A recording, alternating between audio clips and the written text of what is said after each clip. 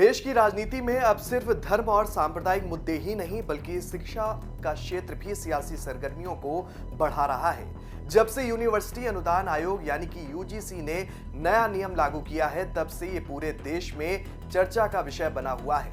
कुछ लोग इसे उच्च शिक्षा में समान अवसर बढ़ाने वाला नियम मान रहे हैं, तो कुछ लोग इसे लेकर सरकार को घेरते हुए नजर आ रहे हैं।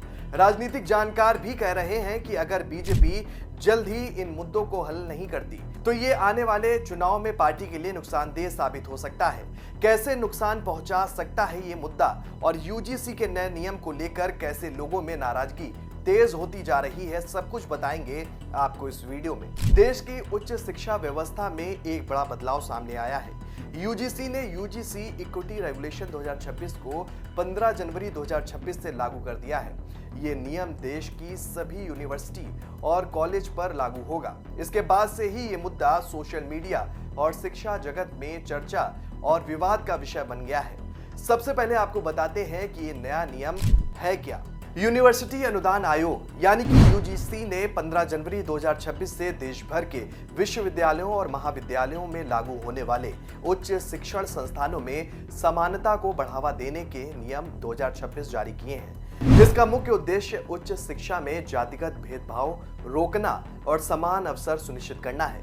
नए नियम के तहत अब अनुसूचित जाति, अनुसूचित जनजाति के साथ अन्य पिछड़ा वर्ग को भी जातिगत भेदभाव की परिभाषा में शामिल किया गया है। इसके अनुसार ओबीसी छात्र, शिक्षक और कर्मचारी भी जातिगत भेदभाव या उत्पीड़न की शिकायत समक्ष प्राधिकारी के समक्ष दर्ज करा सकते हैं। हर संस्थान में समान अवसर प्रकोष्ठ और यूनिवर्सिटी स्तर पर समानता समिति बनाना अनिवार्य होगा, जिसमें ओबीसी, महिला, एससी, एसटी और दिव्यांग वर्ग के प्रतिनिधि शामिल होंगे। बता दें कि समिति हर 6 महीने में रिपोर्ट तैयार कर यूजीसी को भेजेगी।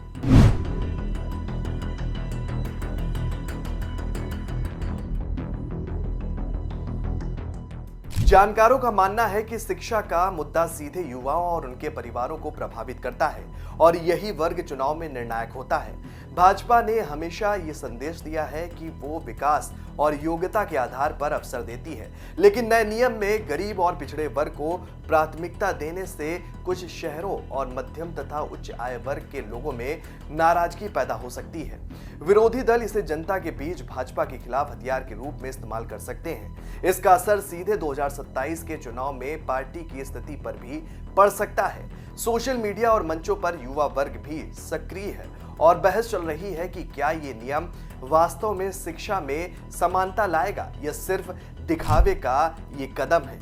दूसरी ओर ये कहा जा रहा है कि ये कदम समाज के कमजोर वर्ग के लिए उठाया गया है, लेकिन अगर लागू करने में कोई गड़बड़ी या अनियमितता सामने आई तो ये तुरंत आलोचना और राजनीतिक नुकसान में बदल सकता है। देखिए, निश्चित रूप से मेरा मत है कि यूजीसी का जो एक गजट हुआ है इसकी समीक्षा होनी चाहिए।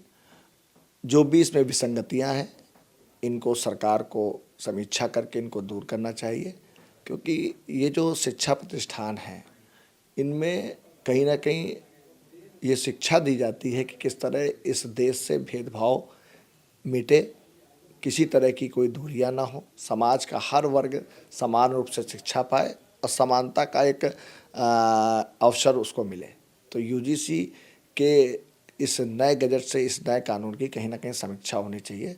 इसमें बहुत सी ऐसी खामियां जो देखने को मिल रही हैं। सच तो ये है कि ये मामला अब तूल पकड़ता जा रहा है। यूजीसी के नए नियम ने शिक्षा में बदलाव की दिशा दिखाई है, लेकिन बीजेपी के लिए एक नया राजनीतिक चुनौती का कारण भी बन गया है। युवा वर्ग और मध्यम वर्ग परिवार इस घमासान का केंद्र बने हुए हैं। देखना रोचक होगा कि भाजपा इसे कैसे संभालती है और विपक्ष इसे कैसे प्रचारित करता है। ये स्टोरी आपको कैसी लगी हमें कमेंट करके जरूर बताएं और देखते रहें जेएमडी न्यूज़।